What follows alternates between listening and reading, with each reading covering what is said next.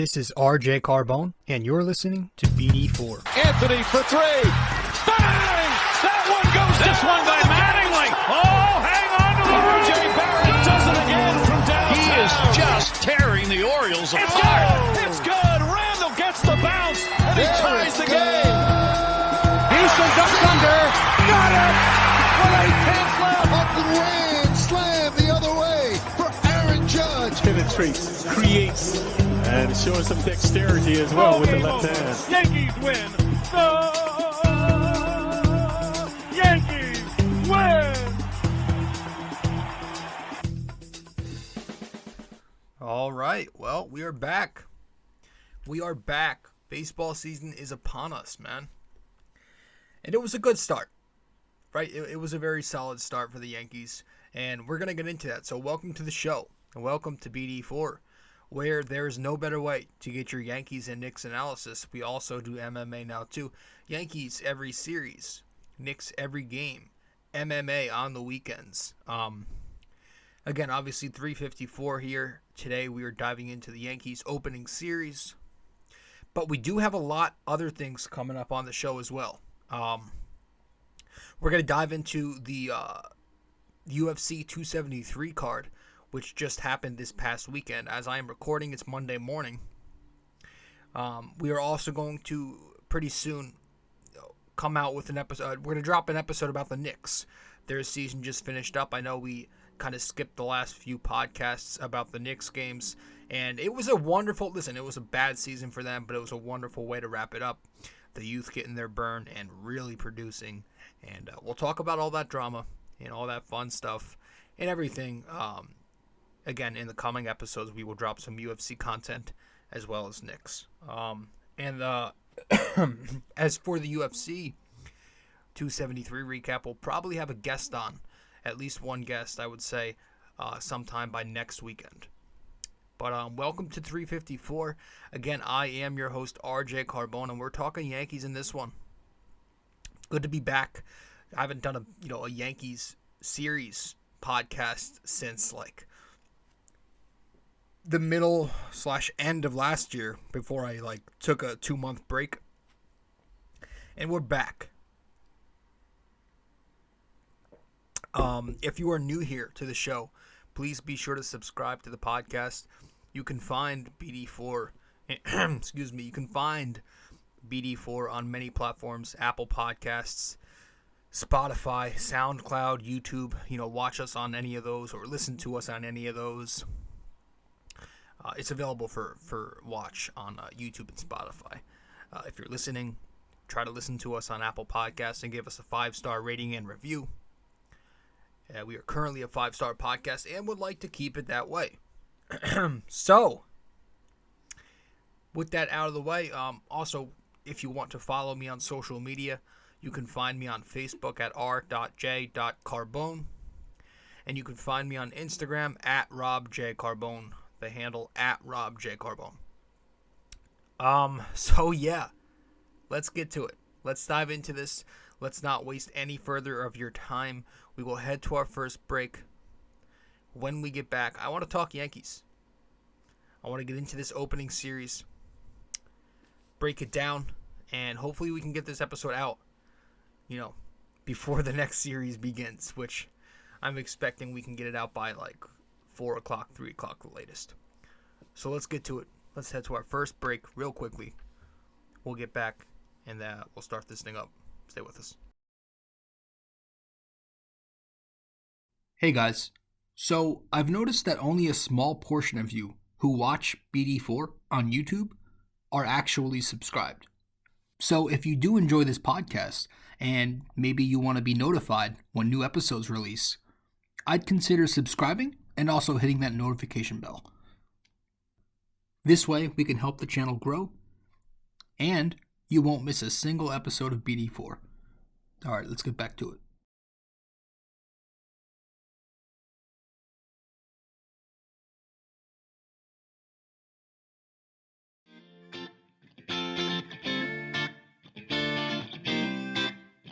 So, if you guys want to follow me on social media, be sure to do so right now. I'm on Facebook at RJ-Carbone. And I'm also on Instagram at rjcarbone. Once again, if you want to find me on Facebook, that is rjcarbone. Instagram at rjcarbone.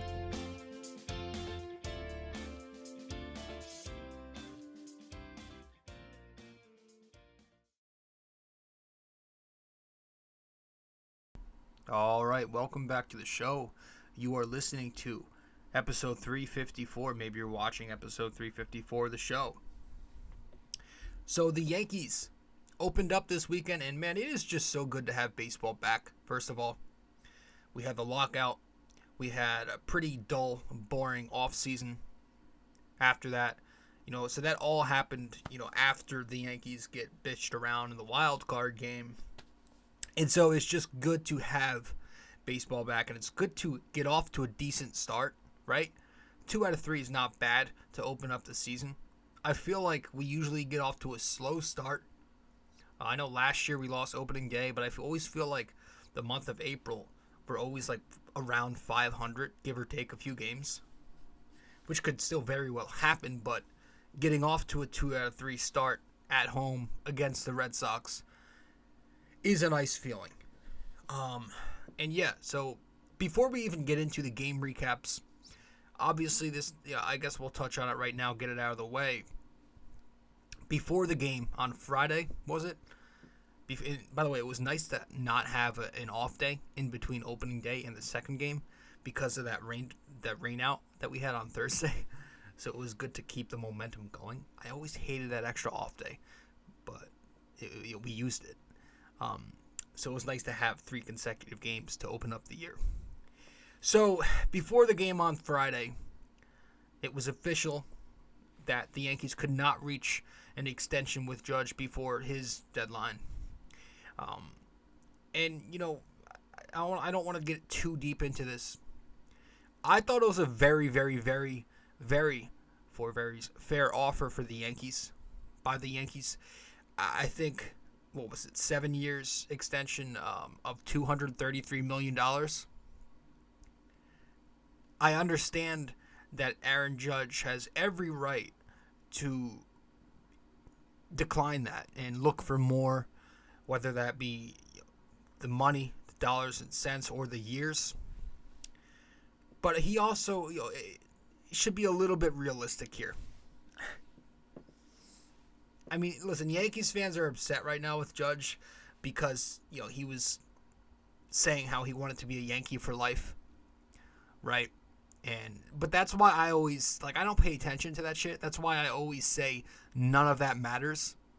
Talk is cheap. No, I wouldn't even say talk is cheap. I would say talk is not cheap, but rather 100% meaningless. Talk to me holds zero weight, especially in New York City. This guy, like many modern athletes, so I'm not blaming him and getting mad at him, doesn't care for loyalty over money. It's always going to come down to money and wanting more years, sure, but that also means he probably wants the same amount. I mean, they offered you a ton of money. They offered you 7 years. You're 30 years old, pal. You're going to be 31. You're going to be 31 next year when that new contract begins. Apparently, he wants 9 years on that extension. This is a guy who's not only turning 31, but he's never stayed healthy for 2 consecutive years yet, right? I believe I heard somewhere, I think on WFAN this morning, it was a Boomer who said that Aaron Judge has missed 156 games since 2017. You got to be a little realistic.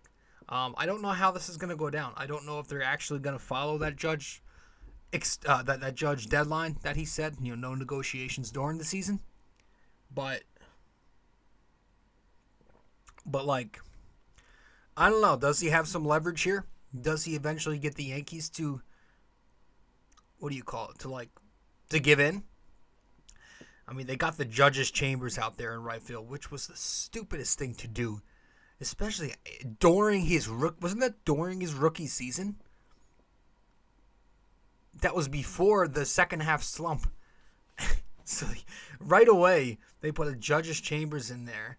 He's this big ticket, right? He's a jersey seller, revenue maker, the franchise guy.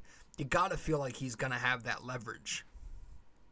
And, now they got to do this whole arbitration bullshit, which is just, you hope it doesn't become a Betances thing where they're, outright saying pretty much how bad he is. But, it could be tough on Judge. Going through a season like this could motivate you. You see guys go off in a contract year all the time. But it could also, for a nice guy like Judge, he doesn't seem like he's the guy who plays with an edge. It could also bother you. It could also weigh on your mind. Where am I going to play next year? Where will I be living? The media is going to be asking questions like this all the time. The fans, and I was at Game 3 last night, will be on your ass this year, especially because you signed that, you declined that $233 million contract.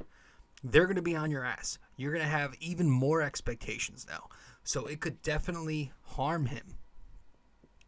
But, and then the Yankees go and hold a presser about this an hour before opening day starts, which was interesting. Pretty much trying to tell Yankees fans, hey, we tried, but Judge wouldn't give in. It was odd. But this is one of the rare times where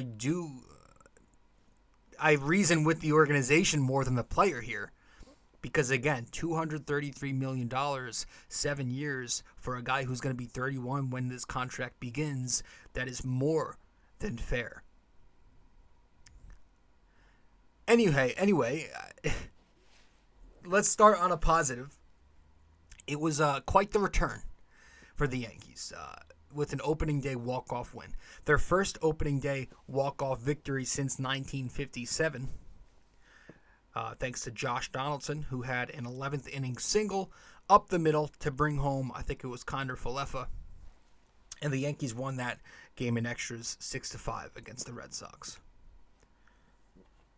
Didn't get off to a great start. Very interesting start. You had Garrett Cole yelling at Billy Crystal. I don't know. Then he has the audacity. First of all, opening day, this is what happens.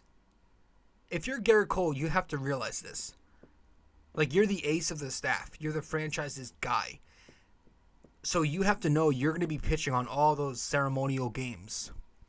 In opening day, how many opening day games has Cole pitched before? He's pitched a few. He's got this happens every opening day.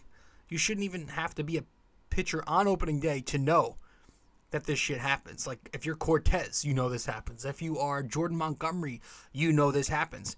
Opening day starts a little bit later, minutes-wise, than the rest of the games. Right, so it's not going to be a 7:05 start, but it'll probably be like a 7:10 start specifically. And Garrett Cole is throwing a fit. He's screaming out to the mound Billy Crystal, who's throwing the first pitch. Like Billy Crystal has anything to do with it. Billy Crystal's just doing what he was told to do. And then Garrett Cole has the audacity in the press conference after the game on Friday to use that in saying it was an unforeseen challenge. Talking about, it was a 4-minute delay. Poor me. That's my excuse. What a baby. What a cowardly excuse. I thought we were getting this when we traded for the guy. And I'm not saying he's a bum. I'm not saying I'm out on him. But it is a little cowardly. I thought we were getting this no-nonsense robot in Garrett Cole, who is just going to do his job and be a madman who shuts down lineups and doesn't make excuses. But man, when you combine the whole Spider Tack fiasco interview last year, now you're looking at this, and on top of that, he's getting bitched around by the Red Sox every time he faces them now. I don't know. And Yes was trying so hard, especially Cone, to really make an excuse for why Garrett Cole wasn't sharp to start this game. But he looked bad. Bottom line, he was leaving fastballs over the heart of the plate. So I'm not going to blame the spring training being short. I'm not going to blame Billy Crystal. I'm not going to blame anything. I'm going to blame Garrett Cole not doing his job as an ace. He left fastballs over the heart of the plate. Devers had a 2-run shot in the first inning. Martinez then followed up with an RBI double to bring Devers home, or to bring somebody home. And just like that, it's 3-0 Red Sox after the top of the first inning. Now, I guess you could say Garrett Cole finished off better. The next 3 innings, he didn't allow a run to cross. He finished by going 4 innings, 4 hits, 3 runs, a walk, a hit by pitch, 3 strikeouts, and 68 pitches were thrown. The velo was there, but the fastball command was off. Like I said, the first batter of the game he faced, Kike Hernandez. Cole walks him on 4 consecutive fastballs out the zone. That wasn't good. Then he leaves the one over the plate to Devers. Same thing to JD. He hits Vasquez in the second inning with the fastball. So he didn't have his usual command and control. And listen, again, I've said it before. I said it right after his wild card dud last year. He's got some work to do as a Yankee. He has not proven himself yet. I love his energy, the intensity. I love that he's kind of a hothead. But if you're not going to pitch like a legitimate number 1 superstar ace as you're hyped up to be, then he's nowhere off the hook or even progressing his way to being off the hook, in my opinion. So if you're Garrett Cole right now, you just need to... He's not a good talker. Sorry. He needs to stop talking, okay? At this point, shut up and pitch. I might get a shirt that says shut up and pitch. There's got to be one out there.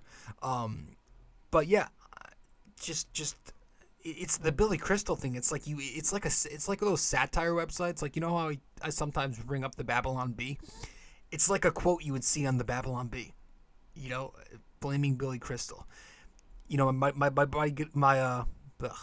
buddy Greg from Yankee Crazy Podcast, he told me about this satire Yankees website. It's called the NY Short Porch Posts or something. It's like an NY Post satire site, kind of like the Babylon Bee, but for the Yankees. And it's something you would see them post. It was nuts. He's blaming Billy Crystal. He outright blamed. He didn't mention his name, but if you watch the post-game interview, it's embarrassing.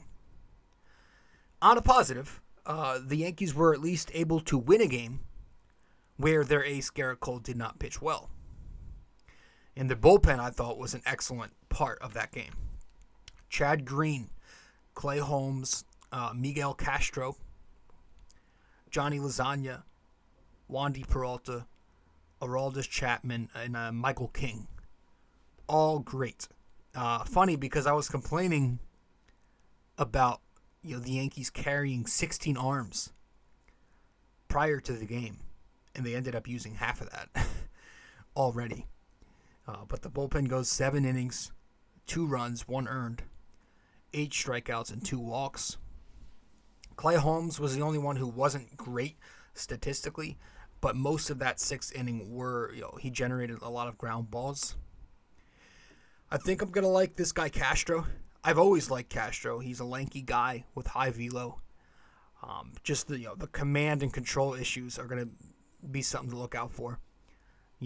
Especially if they do use him in high leverage situations, that might be a bit risky, But he was good. Lasagna was good. Peralta came out the gate throwing 91, which was new. He was throwing last night too, but I didn't look at the miles per hour because I was sitting in 236, the bleachers in left field, and they don't have the MPH behind the home plate. You have to look back at the Megatron, whatever you call it, to see. But he was good in game 1. Chapman looked like he was going to pull another Chapman to start. He throws an airmail, and then he has a couple of 94-mile-an-hour fastballs. But then he finds it. He found the zone, he found the velocity, and he was good. He was also good in game 2. And I think Michael King was very key in this first game. I think 2 excellent innings, 1 unearned run. He came out big in the 11th with a 1-2-3 versus the middle to back end of the Red Sox order. But credit to him because he's the one who has to unfortunately deal with the fake baseball nonsense with a ghost runner on second base to start the extra innings, and that whole thing is just ridiculous to me. It's fake baseball, not real, not authentic. It gives an unfair advantage to the hitters for some reason. Why do the pitchers have to? I don't know. I'm just not for it. I thought they were going to take that away. Apparently we like it. It's like video game shit, bro. The bats were good. First off, Donaldson. Big reason the Yankees got Donaldson, obviously, is his edge, that intensity, his gamer mentality. And he showed that rounding first base after the walk-off, right? Rounds the bases, he's fist pumping, he's screaming, showing a lot of fire. But he was productive in the opener. He goes 2 for 6. I think him and Judge, the only other Yankee with 2 hits. So, yeah, we did okay. Did all right against Nathan Eovaldi, who usually does well against us. He goes 5 innings, 3 runs, so we did fair on him. Got to their pen in some spots, right? All but one Yankee, I think, who received the plate appearance, either drove in a run or got on base. So everybody was productive. So despite, the very stereotypical Yankee box score, because on paper they had 15 strikeouts, Gallo was Gallo. I hate him and Hicks together. The Yankees batted 231 in 39 at-bats, and they were just 1 for 8 in scoring position. Despite all that, I did like some of the at-bats at the end there, right? First, you had DJ LeMahieu going to right field against former Yankee prospect Chase Whitlock. He puts the bat on the ball, behind in the count, 2 strikes, going to right center for the game-tying home run in the 8th. Then you had Gallo, who I will even give credit to, as bad as he's been. He moves the runners into scoring position during the 10th with a chopper to second base. Then you get a couple of at-bats later. Gleyber Torres gets his first appearance. He pinch hits, gets a sacrifice fly, puts the bat on the ball, and he drives that run in. Which is also, making that pinch hit move in the extra inning there in Game 1. I don't know if that's something the Yankees do in the past. So that was a good sign. And then, obviously, again, Donaldson coming through with a single up the middle in the end. So they did make better contact, bring a better approach in the last few innings of the game when it mattered. So that's the positive. I will give credit there. I just hope that it becomes more of a consistent thing during the course of the season here, because we did get rid of strikeout-prone guys like Gary Voit, and we did add in contact bats like Rizzo, Falefa, and even Donaldson, who can make a fair amount of contact despite his rough strikeout outing in Game 3, which we'll touch on in a second. Yeah, the defense was okay too. I mean, Gallo made a mistake. IKF, some slight misplays, which we'll get to them in a sec also. But other than that, I guess it was fine. The catchers were great. That's going to be such a difference maker too. There was this stat I saw after the first game, which was hilarious. I think Greg from Yankee Crazy Podcast sent me a stat, which it was also on the Yes Telecast. It was like some analytics, defensive runs saved by framing or some shit like that. And it had Sanchez at minus 16, which I'm pretty sure the average is 0. And then the Yankee catchers, all positive. I'm just like, yeah, that's pretty much it. So I'm going to like that. I'm going to like that we're going defense heavy at the backstop position, which is what you should be doing. And, I also, of course, saw that Gary Sanchez bat flip on the pop-out to end the game on Friday. He did get a grand slam last night, so I'll give him credit there. But, yeah, I think I'm going to I don't know. I'm high on Higgy for some reason. I think he can give a little more offense than we think. Maybe I'm just, in euphoria mode right now because the season's underway.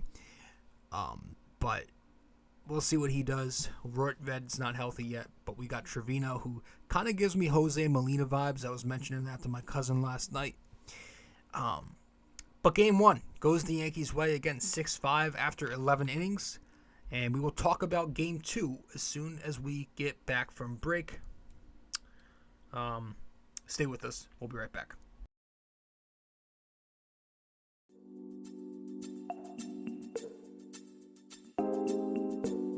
So BD4 is on so many platforms to listen to.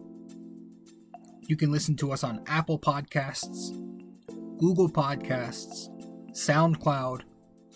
You can listen to us on Spotify. You can find us on our sponsor, Anchor, and many other listening platforms as well, wherever you get your podcast. But we are also available to watch on YouTube. So if you want to watch us on YouTube, go subscribe there. But if you prefer to listen to us, again, many listening platforms. Just be sure to subscribe, download, give us a rating, a review, comment, share the podcast, and all that fun stuff. This is BD4, where there's no better way to get your Yankees and Knicks analysis. All right, welcome back to the show. I am your host, rjcarbone. You're listening to episode 354 of BD4, where there's no better way to get your Yankees and Knicks analysis. We also do MMA now, too. Let's get to it. Let's talk about Game 2, because this was also a fun one. Unfortunately, I was at a family event, so I didn't really get to see much of Game 2. But the Yankees did take it 4-2 in 9 innings. Severino obviously made his return, going up against Nick Pivetta for the Sox. Early on, Verdugo takes Sevy deep, make it 2-0 in the second inning, I think it was. But then Rizzo answers back. He goes yard. And ties the game in the fourth inning. Sevy ends up going 3 innings pitched, 2 earned runs, 5 strikeouts, 1 home run allowed, and throws 65 pitches. He was showing that fire and desire too. He always pumps his fists and screams after a strikeout, so I like to see that. But the stuff looked pretty sharp to me. The velocity averaged about 98. They said he touched 100 one or two times. The slider, cutter, whatever you want to call it, looked pretty sharp. I thought the changeup was actually pretty decent. I saw the condensed recap on YouTube. Just made a couple of mistakes. He left the fastball up in the zone for the home run. And then, he left the slider. It was low, but it was maybe not as low as it should have been to Trevor Story, who knocked the double off him. Story didn't make much noise in this series. But the double didn't come back to be a problem. And, yeah, all in all, I liked, for a first start since 2019, I liked what I saw from Severino. Hopefully they can get him to pretty soon become a 5 to 6 inning pitcher at the very least. I'm not expecting much this year from Sevy. Go out there, give you 5 or 6 consistently, win you maybe 14 games. That'd be nice. Anyway, I think at the bottom of the 6th, Stanton goes yard. It's 4-2 Yankees, and it's pretty much game from there because the Yankee pen shuts it down.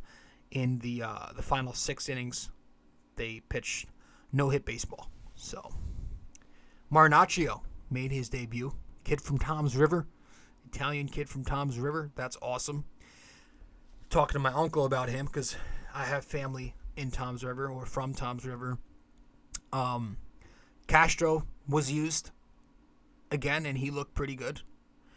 The Yankee bats, overall, just 5 strikeouts, which was nice to see in Game 2. 3 walks, and they were 1 for 2 with runners in scoring position. Only 4 for 27 overall, so that wasn't great. Can't imagine that's very good at all. I don't know the math there, but it's not good. But it is good to see the lineup show some resilience and make that comeback in both games. They were down in both of these first 2 games, and they made a comeback. So there's Aaron Hicks was talking about on R2C2 that the Yankees want to show some FU this year. And I think they showed a little bit of that. You can see they have some more competitive edge, at least in these first couple of games. Maybe it's because it's the Red Sox and they play up against the Red Sox. I don't know. But it was nice to see. And that was pretty much Game 2. Again, I don't have too many thoughts on Game 2 because I did not see the actual full game. But good to start off 2-0 at the time. And then we were going for the sweep on Sunday yesterday, which, again, I attended this game. It was my first time back at the stadium since pre-COVID. I haven't been there since I hadn't been there since the Corona shit started. So I thought it was a fun game. Unfortunately, the Yankees did lose 4-3. Cannot pick up the sweep. So I want to talk about this game when we get back from break. Stay with us. We'll be right back.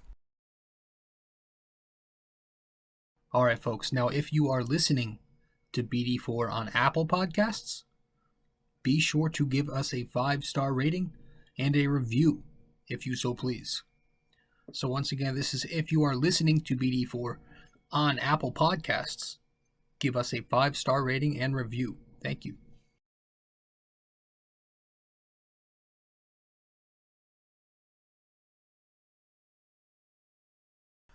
All right, welcome back to the show. You are listening to BD4, episode 354. The Yankees lose Game 3 against the Sox 4-3. They cannot sweep. I really need to start changing my damn luck when showing up to these games. I went to the 17-2 loss against the Red Sox in the ALDS. I think I've went, like the last 4 games maybe that I've went to, we've lost all 4 of them. It's not looking good. I don't know what it is. I don't know if we have to start switching sections because we usually sit in the same spot, 236 left field bleachers. But it's not working lately.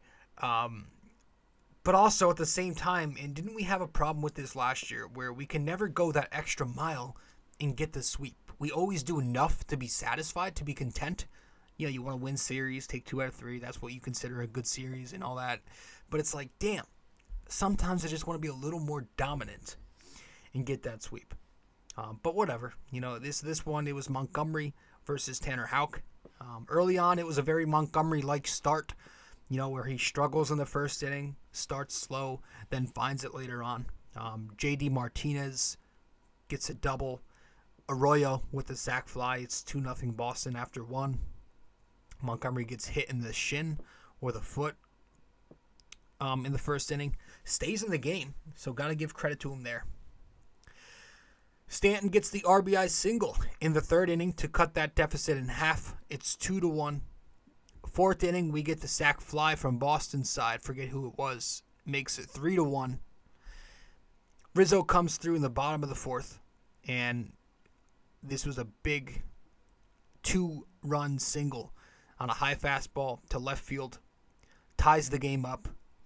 In the sixth inning, it's kind of the backbreaker. Bobby Dalbec, first baseman for Boston, shoots one to right center field for a home run, and it's 4-3 Boston. The Yankees from there, they go scoreless in the final 5 innings of this game. So the bats in this one were pretty bad, pretty pitiful. So many missed opportunities with men on base. Now, you know, this is kind of, you know, how we were talking about in Game 1, the stats looked bad, but the way they played, at least to end the game, was pretty well. In this one, the stats kind of looked good. Like the Yankees were 11 for 36, which they batted .306. They were 3 for 11, which is .273 in scoring position, and they only had 9 strikeouts overall. But despite that, all that, 11 hits, they get 3 measly runs out of it because they could not cash in much or at all many times. You know, in the first inning, it started. Rizzo gets a walk. Judge singles. Gallo eventually gets a walk to load the bases with a couple of outs. Torres flies out to Verdugo. In the second inning, Aaron Hicks leads off with a single. That was wasted. I think Donaldson strikes out to end the inning looking. Third inning comes. We load the bases with nobody out, and we only get 1 run from that. Big culprit there, Aaron Hicks. He hits into a double play. Fourth inning, we hit into another double play after Rizzo singles. I think Judge grounds into it this time. The fifth inning comes. Cutter Crawford, who pitches 2 innings, the 5th and the 6th, gives up 4 hits, but we score no runs off of him. You know, we strand a Stanton single, a Torres double, with the Hicks pop-up and IKF strikeout swinging to end the inning. In the 5th, 6 comes, Donaldson singles, and then both Judge and Rizzo go down swinging to end that inning. If you fast forward a little bit to the 8th inning, you had the Kiner Falefa walk. We got to find out a consistent nickname for him. I'm like flopping around between IKF, Kiner Falefa, Kiner, Kiney. I don't know yet. We'll find something. But he draws a walk in the 8th inning. Then we kind of hit into some tough luck. Some hard hit balls by LeMahieu going to right field, by Donaldson lining out. And then that 9th inning was pretty damn egregiously bad. I mean, Judge does put up a spectacular at-bat versus Dykeman. I think Barnes is hurt. I think it went to 11 pitches, but he eventually strikes out, swinging, or foul tip. Then Stanton and Gallo both go down non-competitively. 4 pitches each, they go down swinging. It was bad. It was one of those things where I feel like we could have had a chance to win this game had DJ received 4 at freaking bats. Tell you what, man, this shit where a regular is going to have to sit each night and we do this rotation around the diamond, that's not going to fly. We did this to ourselves. The Yankees did this to themselves. It's like they're waiting now for somebody to get hurt so they can actually have a consistent alignment out there. But no way in hell should a healthy Aaron Hicks be receiving more at-bats than DJ LeMahieu and even Joey Gallo. No way in hell. I'm sorry. The Game 2 lineup was the way to go, honestly. DJ was in there. Hicks, I believe, was the one sitting. Torres was at second base. That's the way you got to go. But we'll see. He's under contract. You just paid him. He's your best contact hitter by miles. You're going to give him the benefit of the doubt for last year because he played it with a sports hernia. But yeah, I mean, you got to find him consistent at-bats. You have to have at least 500 ABs from him at the end of the season. There's no way, if he's healthy, he should be sitting at all. He should be a regular every day. But right now, the bats, after that series, I think we're 16th in runs, 14th in average, 10th in OBP, 5th in home runs. So there's still a lot of strikeouts in there. A little bit of runs, but we'll see. The good part of the lineup right now, Anthony Rizzo and Giancarlo Stanton. Rizzo is so solid, man.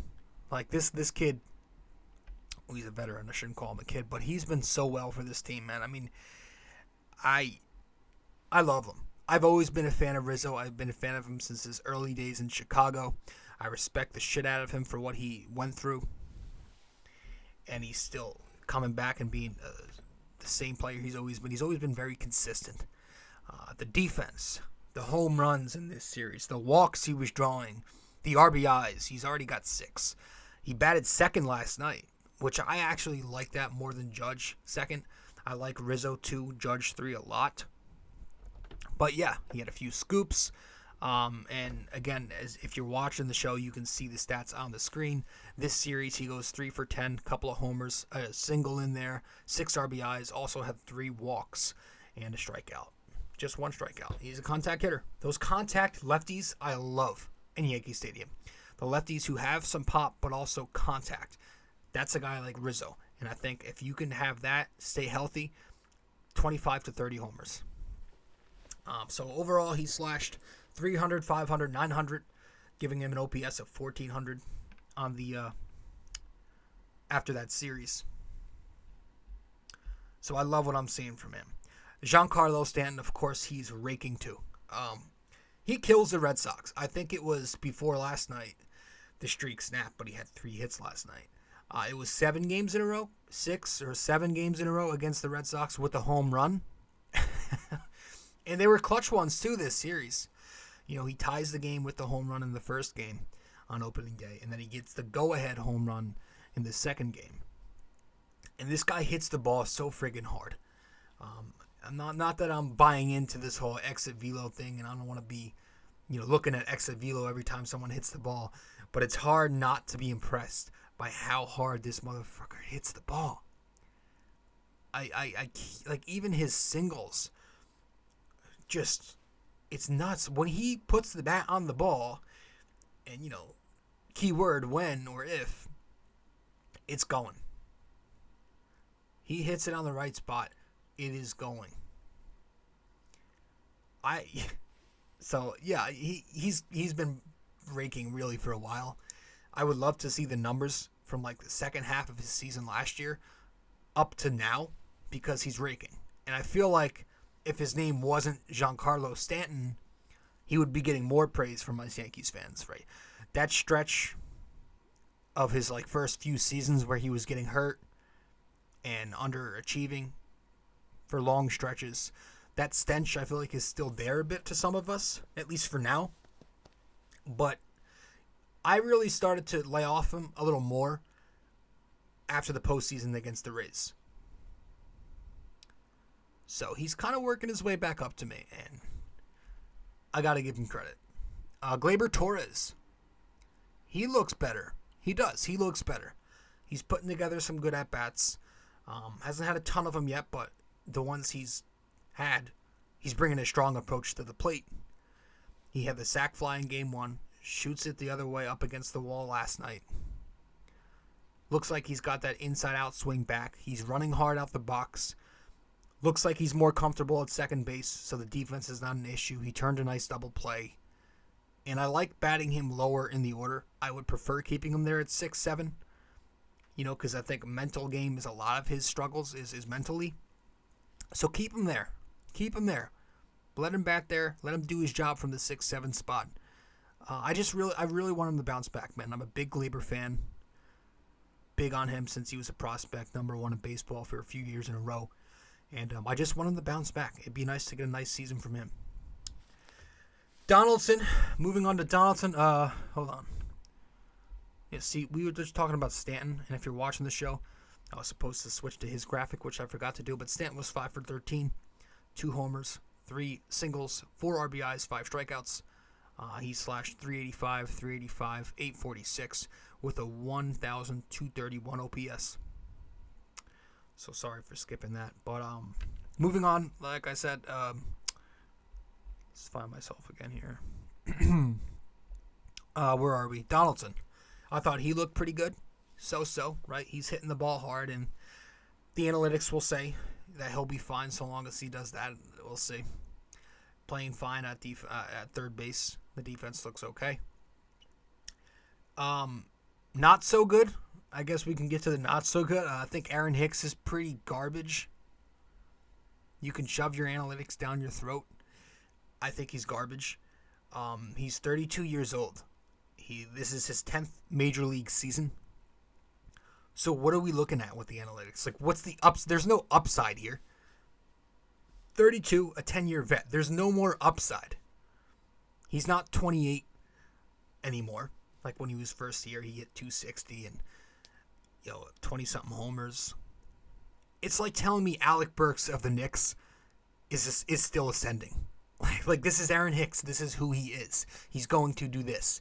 He's going to hit 220 and below, probably. He's going to get on base, but he's going to be boring to watch because all he does is hunt for walks and occasionally comes through with a home run from the left side of the plate.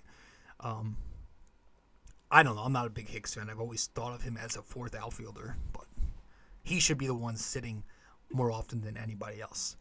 I do wish we looked a lot better offensively when you consider the Red Sox bullpen is pretty damn bad. They threw 13 innings this series, and we only scored 1 earned run off the Red Sox bullpen. So we pitched well to them. Devers, JD, Bogarts scared the heck out of me, but we were able to contain their offense. But we could not hit like we should have. Kiner, Falefa, and Gallo, I also have to give them criticism because early on, so far, they've been on my shit list. As well as Hicks. Hicks just sucks. That's that. We just talked about him. But IFK came here for defense and some contact hitting. And he's already made some official errors, some non-official errors in each of these games. Each of them. He just looks uncomfortable out there. Shortstop looks pretty hesitant. Maybe he's got to adjust to shortstop. He's used to third base, second base. But Jesus, I was shocked when I saw that his defense... and if you're into the analytics defensively, at shortstop was not as sharp as his defense at the other positions. So that's nice. Thanks, Brian. And offensively, he's, again, came here to provide a little bit of contact hitting. Not known for his bat, not a great hitter, but he can bring you contact. And he's got 3 strikeouts already, and he's 1 for 11 with a walk. I don't know. Let's go, pal. If you're not going to hit great, that's fine. But play defense, and eventually I would hope that he can at least make contact. Gallo, speaking of contact, I can't stand this guy. I'm not sure he's built for this place, man. He's come, we bring him in here for power, some defense, a little bit of speed. Well, he got caught on the base paths in one of these games trying to stretch a single into a double. He misplays a ball in left field in game 2. He plays a ball incorrectly off the ball, I think it was in game 1, which leads to a go-ahead run. And the offense is, he continues to be dreadful to watch offensively. 1 for 10, already 4 strikeouts, 3 walks, no ribbies, no home runs. He's a Nevada boy. He's a Texas boy. Send him back over there. I don't want him. He was getting booed heavily last night. No Yankees fan wants him, unless you're some analytical loser who, watches games and looks at your spreadsheet on your tablet during the game. But if you go to the stadium, you meet actual people, you're around actual Yankees fans, nobody likes this guy. We don't want him here. Speaking of pitching, which we spoke on not long ago, our relieving core has been nothing short of excellence. So I got to give credit there. I do like the way our bullpen is working right now. We're operating well. 17 and 2/3 innings pitched so far, 2 earned runs. So guys are executing. It's funny because I made fun of the bullpen at the start of last year, saying I was calling them a group of randoms. But it's been working. It's been working great. The sad part is this starting rotation, which consists of bigger names, is looking pretty rough right now. You had 3 innings, or was it 4 innings for Garrett Cole in the first game, 3 for Severino, 3 for Montgomery. Now, I will give them all the benefit of the doubt because it's opening series. I'm in a good mood. I'll call it the shortened spring training. I'll call it the first starts for them. I'll blame Billy Crystal with you if you want. Severino's first start since 2019. Montgomery did get hit with the comebacker. So, you can use all that shit for now. But eventually, we cannot keep going like this, like we did last year, where the relievers are going to end up throwing more bullets than our starting rotation is. That cannot be a thing. That's got to change. We're going to wrap the show up when we get back from our last break. Stay with us. We'll be right back. Hey guys, I hope you're enjoying this episode. But first, I also want to let you know I have another blog. The blog I'm writing for is on ultimatesportsnetworks.com, titled The Bomber Bacher Blog. If you want to go subscribe to this blog, you should do so using my promo code 6A2841ERJC. Using that, you'd get a discount, $7.99 a month, to get the best Knicks and Yankees opinionated content around. Once again, guys, the Bomber Bacher Blog on ultimatesportsnetworks.com using promo code 6A2841ERJC, $7.99 a month.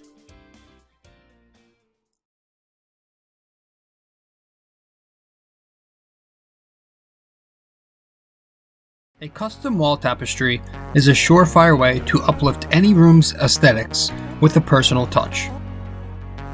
This 100% polyester wall tapestry comes with hemmed edges for extra durability, while its mildew and water-resistant properties ensure years' worth of decorating bliss.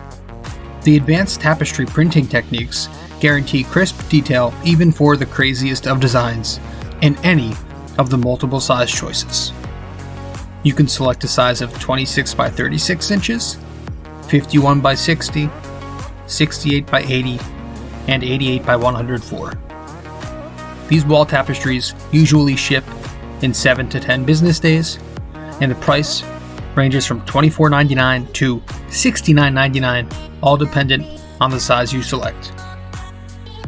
The Bomber Bacher Blog wall tapestries come in orange, gray, and black. But most importantly, be sure when purchasing a wall tapestry for the Bomber Bacher Blog that you use promo code 6A2 682-841-ERJC. 682-841-ERJC.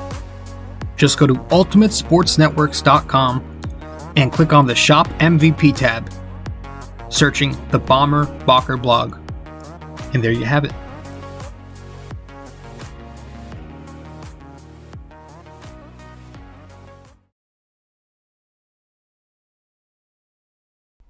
Welcome back to the show.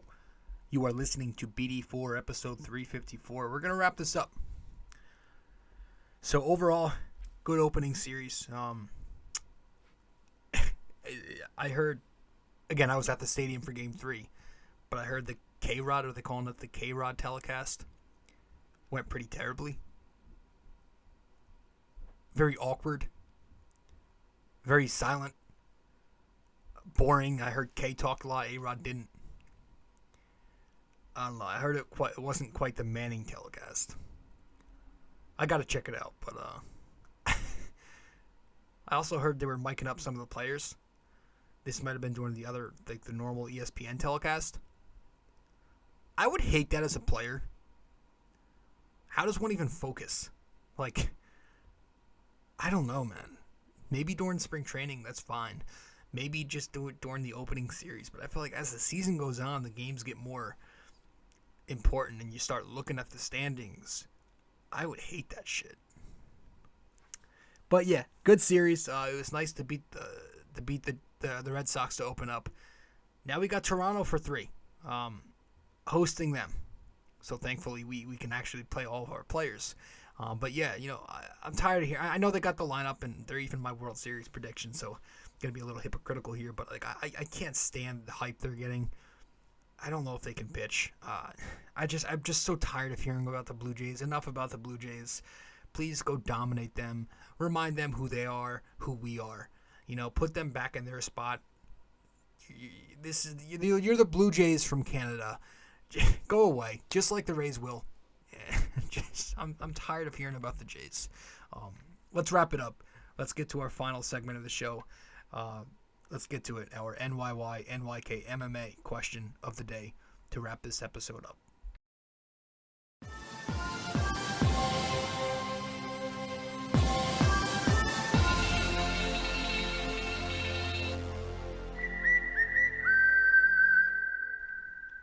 All right.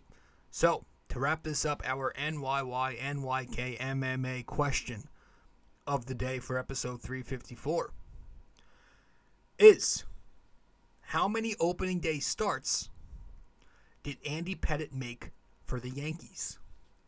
How many opening day starts did Andy Pettitte make for the Yankees? Let me know the answer to this wherever you can reach me, whether that be on Facebook, Instagram, or any one of these platforms that you can comment on to get where you get the podcast. And if you get it correct, I'll give you a shout out in the next episode. If you get it incorrect, but you at least attempt to guess the answer, well, I'll let you know what the answer is in the next show as well. So thanks for tuning in. I appreciate everybody who stopped by. Again, this is the first episode of the season. The Yankees are back. I'm happy that they're back. I'm very excited for this season. Do I think they're going to go and win the division and finally win number 28? I don't know. But I'm going to root for them. I'm going to root for them like hell. I do think they're better than last year. I think they're slightly better than last year. We'll see how it plays out, because a lot of the time it doesn't play out like it does on paper. So that could be good for us. It could be good, because I know the AL East is getting a lot of hype right now. But yeah, the Yanks beat the Sox. They take 2 out of 3. Overall, you will take it. The pitching looked good. You just hope to get more length out of the starting rotation. The bats were underwhelming. You hope that they eventually come around. But we found a way to win, and the defense looked, I don't know, fine. Falefa, a couple of mishaps. Gallo, not great. Other than that, the defense was good. I love Rizzo at first base. I think Torres, again, looked comfortable out there. Yeah, that's it. Yankee Stadium, it was so nice to be back in the Bronx. I was sitting next to a family last night. It was a couple of, I don't know. There was a few women and two women, and they brought their kid, like their infant child. It was like a baby to the bleacher section in the Bronx. That's like throwing a kid into a cage of tigers. That's the same exact thing. What are you doing? What are you doing bringing your baby to 236? You're in the Bronx. You're surrounded by a bunch of drunk asshole New Yorkers. And you're bringing your baby to section 236. That was just amazing to me. I saw that. I was just sitting next to this baby. Yankees Red Sox opening series in the bleachers section, which is where all the diehard New York fans are, right? We're not these corporate assholes who sit behind home plate. All the diehards sit in 236 and they sit in the right field bleachers and the left field bleachers. They brought a kid. I was just shocked by that. But other than that, good series, good win. And I'll see you next time. Thanks for tuning in. I'm your host, rjcarbone. I'll see you next time. All right, guys. Ciao.